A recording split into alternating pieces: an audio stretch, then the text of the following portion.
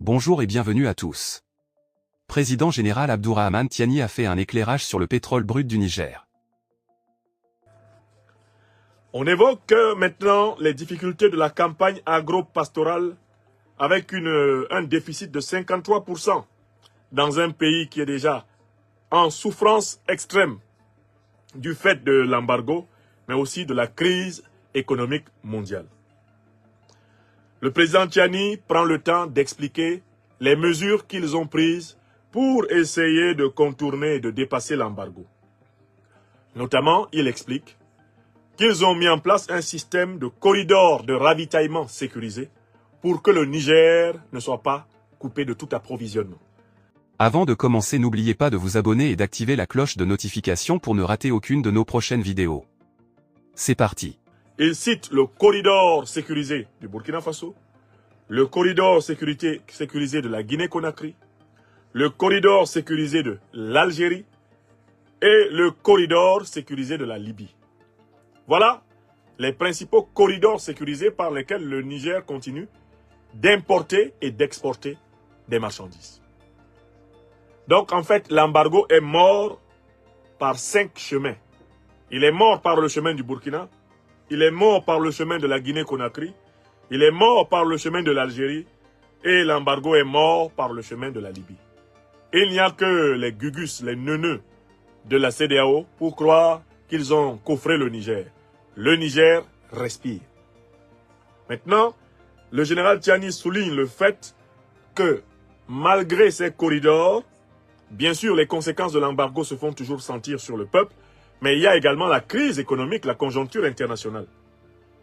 Ce pourquoi le fait que le Niger ait bientôt de nouvelles perspectives de recettes fiscales est de nature à annoncer des lendemains meilleurs. L'État nigérien, qui s'apprête à partir de janvier à percevoir les gains de sa manne pétrolière et gazière qui a été augmentée avec le pipeline de Koulélé, le Niger va avoir une plus grande abondance dans ses caisses et va pouvoir soulager de manière encore plus active le sort de ses populations. On demande maintenant au président Abdourahmane Tiani de parler en particulier, de parler sérieusement de cette manne pétrolière. Et je suis admiratif, moi qui suis un natif du Cameroun, de la clarté avec laquelle le président Abdourahmane Tiani a parlé du pétrole du Niger. Il a expliqué à son peuple et à l'opinion internationale que les principaux puits de pétrole, les principales réserves de pétrole qui sont exploitées actuellement l'ont été avec des investissements chinois. Et que par conséquent, sur les 90 000 barils par jour qui sortent du Niger, il faut savoir que le Niger a un peu plus de 25%. Un peu plus de 25% de ces barils. Et il faut savoir qu'un baril de pétrole, nous dit-il, c'est 159 litres, environ 159 litres. Il faut savoir que le prix du baril de pétrole est indexé à son prix international. Et il est aisé à n'importe quel Nigérien de faire une règle de 3 en multipliant le nombre de barils vendus par jour par 25% et en divisant le tout sur 100, donc par 25 et en divisant le tout sur 100, il est facile à n'importe quel Nigérien de savoir la quantité d'argent que l'État nigérien gagne désormais,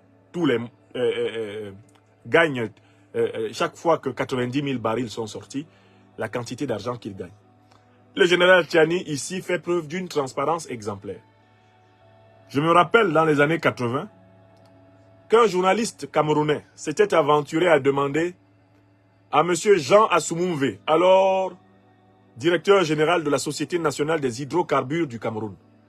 Le journaliste lui avait demandé ce qui se passait à propos du pétrole du Cameroun. Qu'en était-il des recettes du pétrole, comment ça se passe, comment ça marche, etc. Jean Assoumouve, l'homme de Paul Biya, fit la réponse suivante à un journaliste de la télévision publique camerounaise. Le pétrole du Cameroun est une affaire qui se traite entre le président Biya et moi-même. Wallahi billahi ta'ala. C'est ça la réponse qu'il avait donnée. J'ai 51 ans. Les Camerounais de ma génération qui étaient à la télévision, qui ont suivi ça là, qu'ils témoignent ici. Au Cameroun, le directeur d'une société publique, interviewé à la télévision publique, on lui demande ce qu'il en est des recettes du pétrole. Combien entrent, combien sortent. Il répond ceci. Je n'oublierai jamais cette réponse. Le pétrole du Cameroun est une affaire qui se discute entre le président Biya et moi-même. Point. Jean Soumoumbe répondit cela et, sans sourciller, continua sa logorée. Voilà. L'Afrique veut des dirigeants qui rendent des comptes. L'Afrique veut des dirigeants qui parlent clairement d'affaires d'argent. Tranquillement. Des dirigeants qui ne tremblent pas quand ils entendent le mot million, le mot milliard. Des dirigeants qui ne sont pas là pour s'en mettre plein les fouines, comme tous les roitelets de la France-Afrique, qui sont des voleurs en col blanc. Tous, sans exception. Des voleurs en col blanc. D'Afrique centrale en Afrique de l'Ouest, sans oublier l'océan Indien. Tous les chefs-faillons de la France-Afrique sont des voleurs. Ce n'est pas une insulte, hein. C'est une description. Une description. Ce sont des voleurs. Vous les voyez très sérieux, avec des allures grandiloquentes. Ce sont des voleurs. C'est ce qu'ils sont. C'est ce qu'ils sont. Je suis désolé pour leurs partisans. Les partisans de Paul Biya au Cameroun, de Sassou au Congo, c'est des voleurs. Les Bongos sont des voleurs. Ouattara, c'est un voleur. C'est un voleur. C'est ce qu'il est. À partir du moment où tu diriges un pays et que tu ne rendes pas compte aux populations de ce pays, de ce que tu fais de leurs biens publics, tu es un voleur. Alors tu peux inventer toutes sortes de justifications, du genre on ne regarde pas dans la bouche de celui qui grille les arachides. Ça, ce sont des justifications de voleurs. Tu peux inventer la chèvre broute là où elle est attachée. Mais si tu broutes là où tu es attaché, tu es un voleur. Ce que tu broutes là, est-ce que c'est ton herbe? C'est l'herbe du pays. Les dirigeants africains doivent prendre l'habitude de parler clairement d'argent. L'argent public doit être débattu publiquement. Il doit être débattu clairement. Voilà. Et c'est ce qui me plaît dans cette interview du président Tiani. Il parle de l'argent public nigérien devant les Nigériens, clairement. Il dit, je demande aux mathématiciens, aux arithméticiens, à tous les comptables, à tous ceux qui maîtrisent les calculs, de bien calculer ce qui est à nous. Personnellement, j'ai lu la convention. J'ai lu le texte de la convention qui a permis la construction du pipeline de Koulélé. Le Bénin gagne beaucoup là-dedans. Parce que le brut nigérien passe par le Bénin. Et dans chaque baril, le Bénin doit avoir 0,01, quelque chose comme ça, dollars. Tout baril qui passe par son territoire, le Bénin récupère. Talon ne pouvait pas s'amuser avec ça. Et c'est un investissement chinois lourd qui a été fait pour construire ce pipeline. Donc, quand il s'est agi de lancer le pipeline récemment, au mois de novembre, mais Talon n'a pas... Est-ce qu'il pouvait broncher devant les Chinois? Les Chinois ont construit le pipeline.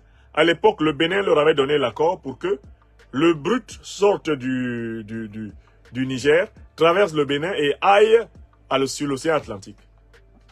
Est-ce que Talon est garçon pour se tenir devant la Chine et dire non, Alassane Ouattara, Macky Sall, on dit qu'on va faire un embargo, sur le pétrole. Non, il n'a pas fait un embargo dessus, il ne peut pas. Parce que derrière village, il y a village. Est-ce que Talon peut mettre l'embargo sur le pétrole chinois, le pétrole que les Chinois transportent? Si les garçons qui fassent ça. Si les garçons qui fassent ça. Donc, voilà des gens qui ne sont pas transparents. Quand on lui dit de mettre un embargo, il devait avoir le courage de dire aux Béninois, on ne peut pas mettre un embargo parce que nous, Bénin, nous allons profiter du pétrole nigérien. C'est dans notre intérêt. Donc, l'embargo, c'est contre nous. On n'est pas d'accord. Nos frères nigériens et nous avons signé une convention. Leur pétrole va passer par chez nous et eux aussi, ils vont nous donner un peu dedans. Donc, on ne peut pas mettre l'embargo. Si Talon était un chef d'État qui respecte l'intelligence de son peuple, C'est ce qu'il aurait dit. Dès qu'on lui a proposé de mettre l'embargo, il aurait dit non, non, non, non, non, non, non. On a des conventions avec nos frères nigériens là, vraiment. On ne peut pas laisser passer ça. Le port de Cotonou gagne beaucoup d'argent à travers les marchandises nigériennes. Non, non, non, non, non. On ne m'a pas élu à la tête de l'État du Bénin pour l'appauvrir. On ne m'a pas élu pour faire péricliter des entreprises.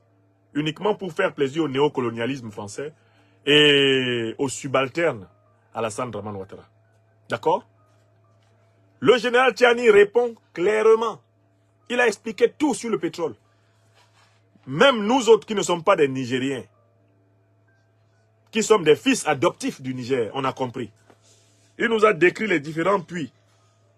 Il nous a décrit les puits.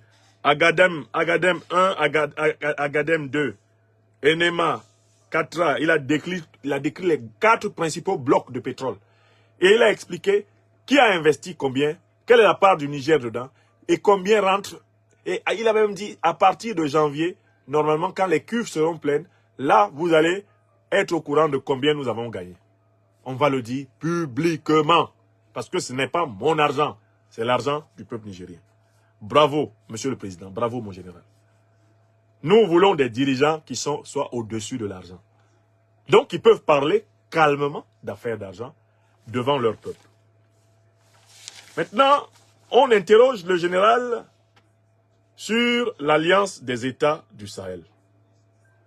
On lui demande pourquoi il a fait sa tournée de l'alliance des États du Sahel. Là, il va y avoir des vérités extraordinaires qui vont être délivrées par le général Tchiani, président de la transition du Niger. Il dit qu'il est allé saluer ses frères Assimi Goïta et Ibrahim Traoré, essentiellement pour 2 raisons. La première raison, il s'agissait de les remercier pour le soutien dans l'épreuve contre la CEDEAO. Le président Tchiani insiste sur le fait que c'est parce que le Burkina et le Mali ont dit qu'ils entreraient en guerre si le Niger était attaqué, que le Nigeria, la Côte d'Ivoire et le Sénégal ont pris peur et n'ont pas attaqué le Niger. Je recommence. Et ça s'appelle la reconnaissance. Une vertu inconnue en Ouattari, la reconnaissance. Le général Tchiani dit, nous Nigériens, nous savons que si le Mali et le Burkina n'avaient pas fait une déclaration conjointe le 31 juillet 2023 pour dire quel que soit le pays qui attaque le Niger, nous considérons qu'il nous a attaqué. Toute déclaration de guerre contre le Niger est une déclaration de guerre contre nous. Tout acte de guerre contre le Niger est un acte de guerre contre nous. Nous entrerons immédiatement en guerre contre cet agresseur sans autre forme de procès. Ce fut le grand coup de poker géopolitique et géostratégique de l'année 2023 en Afrique. Le président Assimi Goïta et le président Ibrahim Traoré, prêts à jeter leurs armées au secours du peuple nigérien, aux côtés de l'armée nigérienne, contre l'armée nigériane, contre l'armée soi-disant de Ouattara, contre l'armée d'Embalo, contre l'armée de Talon, contre l'armée de Macky Sall. On aurait assisté dès le 31 juillet 2023 à une guerre mondiale ouest-africaine, opposant les pays qui devaient composer quelque temps plus tard l'alliance des États sahéliens aux néocolonisés de la CEDEAO. Donc, le président Tchiani dit, je me suis déplacé pour aller dire merci. M-E-R-C-I. Au président Goïta pour aller dire merci au président Traoré. Car ils ont sauvé la paix du Niger. Mais il va plus loin et dit, je suis allé à leur rencontre parce que vous n'avez surtout pas oublié que le 16 septembre 2023, nous avons ensemble créé l'Alliance des États sahéliens. Mais quel est le but de l'Alliance des États sahéliens? La révélation forte du président Tchiani. D'abord, mettre en commun nos moyens sécuritaires. C'est déjà le cas. Nous combattons ensemble les terroristes. Et nous sommes en train de les écraser proprement. Ça se passe très bien. Deuxième élément, constituer une confédération politique. Créer des institutions politiques communes. Troisième élément, c'est lui qui utilise le mot. Je suis allé voir mes homologues, mes frères, Goïta et Traoré, pour parler des questions monétaires. Monétaire. Monétaire est un adjectif qualificatif qui vient du mot monnaie. Autrement dit, le président Tiani est aujourd'hui le premier chef d'État de l'AES à nous dire publiquement et officiellement qu'il est allé discuter de la future création de la monnaie du Sahel. Il a utilisé le mot monétaire. Hein. Vous savez, c'est un lettré, le président Tiani. D'accord? Il aurait pu dire économique. Non, il a dit monétaire, qui vient de monnaie. C'est-à-dire que sachez que le Sahel est en route. La monnaie Sahel, là, ce n'est plus une idée dans nos têtes. C'est une réalité qui va tomber sous nos yeux. Bientôt, nous allons ouvrir des comptes en Sahel, au Sahel. Ça me rappelle toujours cette belle chanson de mon doyen bien-aimé Yves Ben. Sahel, no banga no Sahel, la la la la la la la, Sahel, no banga no Sahel. Je vous retrouverai cette chanson-là. Yves me la donnera si on ne l'a pas sur YouTube. Il faut que vous écoutiez cela. Une chanson prémonitoire dans laquelle Djalali Long, de son vrai nom Yves Ben, disait qu'un jour, le Sahel redeviendrait un paradis. Le Sahel serait couvert de verdure, de beaux jardins. Vraiment, ça a été chanté par un artiste, compositeur camerounais, musicien-compositeur, Yves Ben, Djalali Long. Celui dont je fais souvent jouer Man Passman ou bien Podol. Il a chanté Sahel. Nous sommes en train de voir s'accomplir l'utopie que l'artiste chanta. Donc, le président Tiani dit que la troisième raison pour laquelle il est allé, c'est d'accélérer les travaux de préparation de la monnaie ouest-africaine. La monnaie du Sahel. Et il l'a dit au moins 3 fois. Il a répété le mot monétaire 3 fois. J'ai noté ça. Alors, le journaliste très professionnel qu'il interviewait, merci de bien vouloir m'écrire son nom, mes frères et sœurs nigériens, pour que la prochaine fois que je parlerai de lui, je le nomme par son nom. Je n'ai pas eu l'occasion de noter le nom de ce journaliste. Je m'en excuse. Le journaliste lui dit, mais, donc, la monnaie du Sahel, c'est pour bientôt alors. Réponse du président Tiani, je laisse l'initiative de la déclaration aux spécialistes. Il n'a pas dit, c'est pas pour bientôt. Il dit, c'est pas à moi de le dire.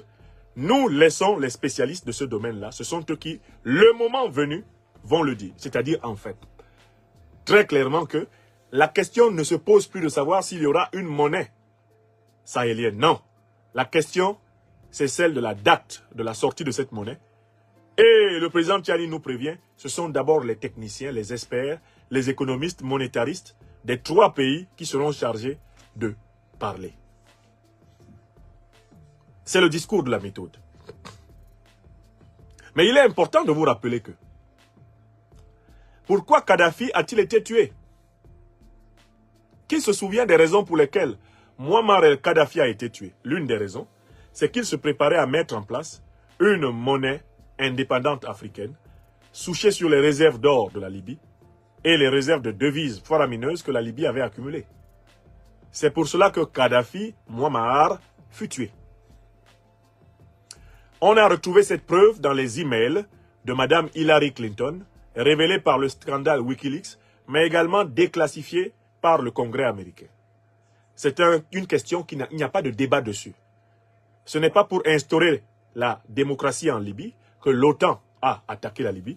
C'est pour assassiner Kadhafi et empêcher la naissance d'une monnaie africaine, continentale, qui allait mettre fin à la suprématie du dollar, à la suprématie de l'euro et à la suprématie du franc CFA.